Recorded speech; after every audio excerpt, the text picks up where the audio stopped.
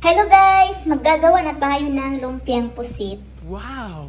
So ayan, magsisimula na tayo. Magigisa na tayo ng bawang at saka sibuyas. Ayan guys. Pagkatapos ihulog na natin ang ating pusit. Saka natin to halo-haloin. Tapos maglalagay tayo ng paminta at saka oyster sauce. Ayan. So maglalagay din tayo ng asin guys. Para malasa-lasa ang ating lumpia. Atin to halo-haloin. Hintayin natin lumambot ang ating pusit. Pwede na to pang ulam, pang baon, pang merienda. Masarap to, mas masarap pa sa jowa mo. Ay, sana all. Ilalagay na natin ang carrots guys, saka natin haluin. Palambutin natin ng konti. Tapos isunudan natin ang repolyo. Ayan. So ayan guys, magchichika muna tayo.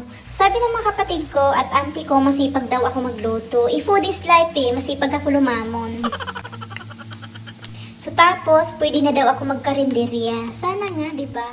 So ayan guys, luto na ang ating panglumpia. Ang paggawa nito guys ay dapat hindi siya masabaw ang pagkakaluto natin. Kung may sabaw man, dapat i-drain natin para hindi mapunit ang ating wrapper, para hindi siya masira, ganun. So ayan, mag-uumpisa na tayo magbalot guys. Dapat dahan-dahanin lang natin ang paghawak ng ating wrapper. At ang ginamit ko dyan na pandikit, tubig lang at saka arena guys. So ayan, saka natin ikot-ikotin para mahilo. Ay, wag naman. Ito nga pala ang wrapper na ginawa ko guys, na-upload ko na yan sa Reels. Kung gusto niyo malaman kung paano gumawa ng wrapper, panoorin niyo na lang sa Reels ko. Wow!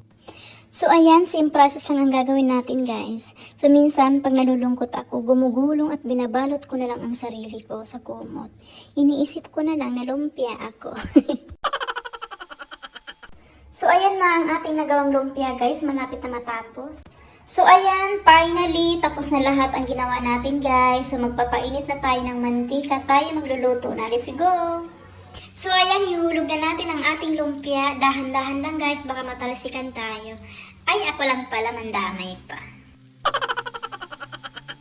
So pagkatapos guys, babalik rin natin, ayan. Ngayon ko lang na-upload to guys kasi busy ako sa trabaho at wala ako time mag-edit. May pasok kasi ako morning hanggang gabi. Kaya yan, malapit na maluto ang ating lumpia guys. Hindi ko na inubos lahat, ang iba ilalagay natin sa ref para bukas or kinabukasan may lulutuin pa tayo ulit. At pangbaon na din sa trabaho to guys. So ayan guys, tapos na ang niluto nating lumpiang pusit. Thanks for watching. Please like and share and pakipalo na din. I love you!